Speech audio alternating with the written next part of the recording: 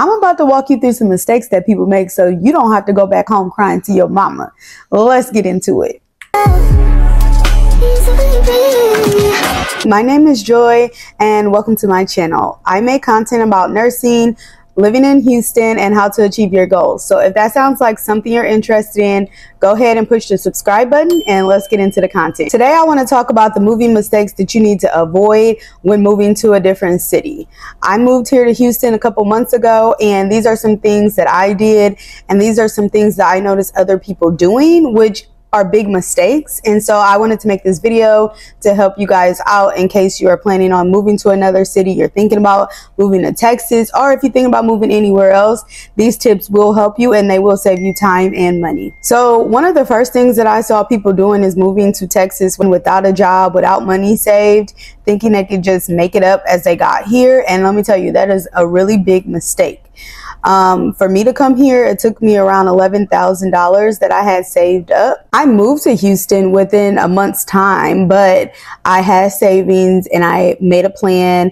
I did research before I came.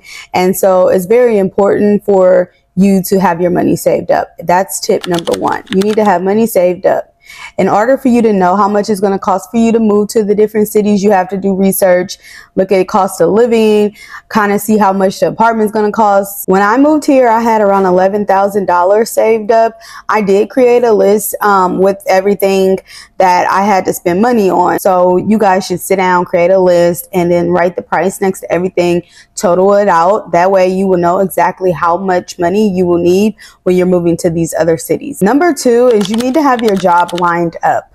Don't try to get here and find a job. Like, you need to have a job lined up. For some reason, it's really hard getting jobs. I'm a nurse and there were positions online, but people were not calling me back like how I thought they should be calling me back.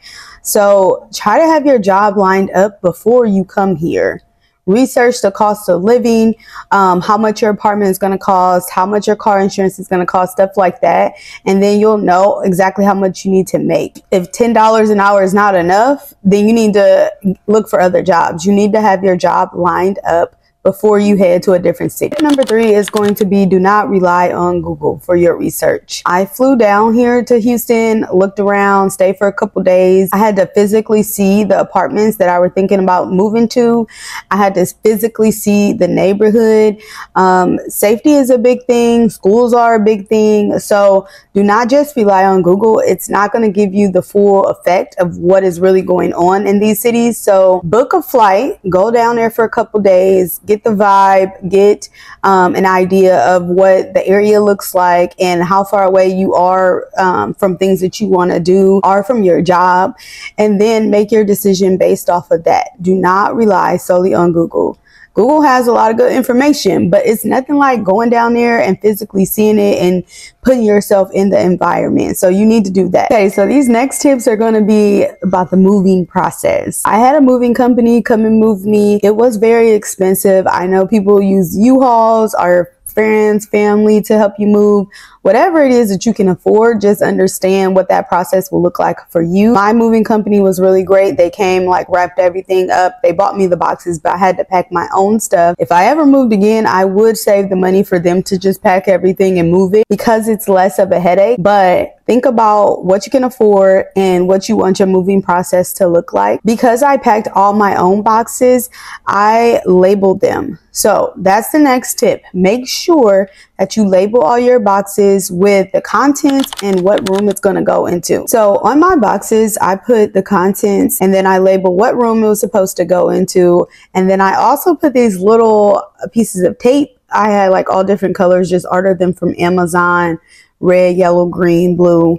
And then I color coded them for the room they were supposed to go to. I got that tip off of TikTok and it worked perfectly because I knew the red boxes go to the master bedroom, and also the movers knew because I taped a little piece of the tape on the doors for them to see. So they would see a red piece on the door. They would know that the red boxes go to the red room, if you understand what I'm saying. But that was very easy, and that was a tip that I had picked up, and I suggest that you do that same tip. The next mistake that you want to avoid is not changing your address at the post office. I changed my address about 3 days before it was time for me to actually move out of my house so that my mail could switch over and start arriving at my new apartment when I got there. But you just go on the website, apply for your address change. It costs around $1 and your mail will all get forwarded to your new place. You don't want your credit cards, your bills, important mail to be going to your old address when you move. So you need to do that. As soon as you know you're moving, you need to do that. Go ahead and set that up with the post office and you don't have to worry about your mail. You can also go into the post office and do this, and then your mail will start arriving around 7 to 10 business days. According to their website, your mail will start arriving at your new place, and it's supposed to be forwarded up to a year to your new place. So then you don't have to worry about that. Once you move into your new place, you want to go ahead and call all your credit cards, all your important people, and change your address physically with them as well, so that when the forwarding stops, you don't have to worry about your mail anymore. A lot of times when people move to different cities, they get lonely and they want to go back home. They don't last longer than a year. And so my next tip is about how to survive in another city. A major mistake I see people doing is not having a network. Like, you need to create a community around you. You need to go out and meet people. You need to go on solo dates and just do things that you enjoy doing. Then you will also meet people who naturally enjoy what you enjoy. That way you will have friends that like to do stuff you like to do. So if you like to play tennis, then that's what you go do. If you like to see art, then go to art museums. But you need to start building community and start talking to people. When you're going on the solo dates, I always suggest to sit at the bar. That way you can meet people. People will always come up to you and talk to you. And if you don't want to meet people, then you'll sit at a table. But because you're in a new city and you don't have friends, you don't have a community, you don't have a network, at this point, the best thing for you to do is sit at the bar so that you can make new friends, meet new people, girl. I mean, we in a new city. It's time for you to get out of your shell. Don't do the things that you've always done because you're in a new city. A good thing for you to do is to go on Facebook. They have clubs on there for your neighborhood, and you can join a reading club, a book club, a wine club, whatever it is. But that's how you can meet new people. When I came here to Houston, I got on the Facebook groups, and there's like a lot for Houston, and you could just go on there, meet new people. You can post, hey, today I want to go to brunch. Does anybody want to go to brunch with me? But you need to get out. You need to meet people. Like, otherwise you're going to be lonely and you're going to want to go back home. So if that's not your goal, you need to get out and meet people. Moving on to the next mistake I'm going to tell you. If you watch my other videos, you already know how I feel about this, but it is important for you to understand your neighborhood. I like my neighborhood. It's a very nice neighborhood, but it is not as close as I would like it to be to the city. So I came here, I did all the things, but I still had to make the best decision that was right for my family. You need to research your neighborhood and make sure that you choose a neighborhood that is in line with your personality and what kind of lifestyle you want to live when you move to the new city. If you want to be a city girl, you want to be out and about and go to the clubs and the brunches and the lunches, then you need to pick a location that's closer to all of those things. If you're a person who likes the lakes and the clear skies, then you're going to pick up a place that's closer to the suburbs. Whatever it is that is for you, make sure you sit down and really think about that. Like, where do you actually want to live? What kind of neighborhood do you actually want to live in? I used a locator when I moved here to Houston. I told her all the things that I needed, and she got me exactly what I wanted. Well, maybe not what I wanted, but she got me exactly what I needed for the time, for what I need for right now. Because school was the #1 important thing for me, because I do have a teenager. So I wanted to have a neighborhood with a good school. But if you don't have a teenager, you're just coming here by yourself, don't move to the suburbs if you don't want it to be quiet and you don't want to have to drive 45 minutes to go out and meet people.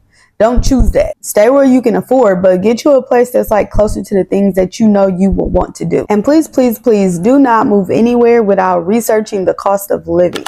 Make sure you have your budget together. Make sure that you're prepared for the increase. You're moving to New York, or if you're moving to California, it's going to be an increase on everything. Like, my insurance has went up $300. Like, every time you drive on the street, you have to pay tolls. Like, I didn't know anything about that in St. Louis. These are things you need to be prepared for. Like, make sure you research the cost of living and how much everything is going to cost. Like, what is the difference going to be, so that you're not shocked when you get to your new city. The number 9 tip is that you need to make sure that you're sitting down and you're intentional about your long-term goals. This is something that's important. I feel like people just move and they don't really think about past, you know, a couple months, past 6 months, past 10 months. Like, when I moved here, I was a homeowner, and I intend to be a homeowner again, but I knew that I didn't want to move to Houston and buy a house and then hate where I live. Like, I knew I needed to stay here for a year, year and a half before I bought a home. And so I planned my apartment lease according to that, because I knew I was not going to just jump into buying a house. So I would suggest that you wait. If you want to buy a house, I would suggest you wait, get an apartment, stay in the area for a while, make sure that you can actually make it past that year of not being homesick and not wanting to go back home before you buy a home. I don't want you to waste your time, your money, your effort, your energy, and you end up hating where you stay.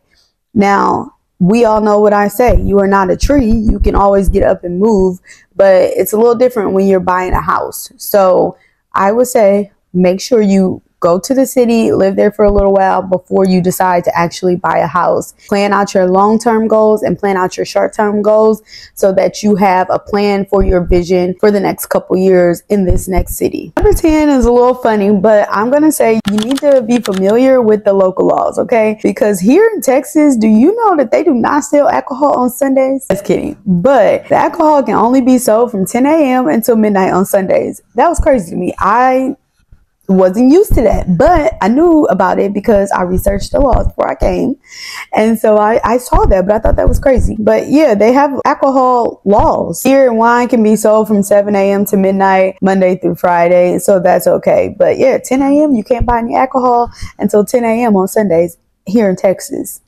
Also, Texas has these easy tag license plates that you have to pay extra for, and you can go through the tolls without getting the bill in the mail every month that you've been going through these tolls and you didn't have this easy tag. In St. Louis, we have easy tags, so that was something else that I had to think about. When it comes to budgeting as well, you need to be prepared for the stuff that's essential, like registering your car, getting a new driver's license, all those kind of things. When I moved down here, I wasn't prepared for the insurance. I wasn't prepared for the price that I had to pay to register my car.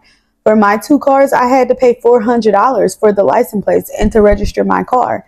So you got to have that in your budget, in your plan. I'm saying all this to say it's very easy to just jump up and move. Like, I'm sick of where I am. I just want to move. But you need to have a plan. You need to have money saved up. You need to have a budget, and you need to have a job, and you need to do your research, especially if you have kids. You can't just move to a city and expect everything to like fall in line. I mean, I am the manifestation queen, but I also know that a dream without a plan is dead, okay?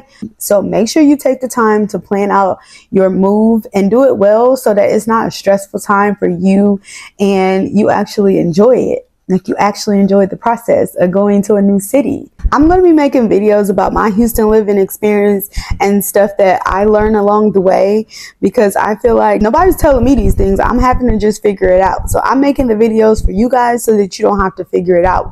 The next video is going to be about how to get your car registered and how to get your driver's license. It seems like it's a simple task, but when I tell you it's not, it's not. So make sure that you subscribe so that you can watch that video next week, okay? If you're thinking about moving, I would definitely say do it. This has been the best decision that I have made for myself, and I'm so happy that I did it.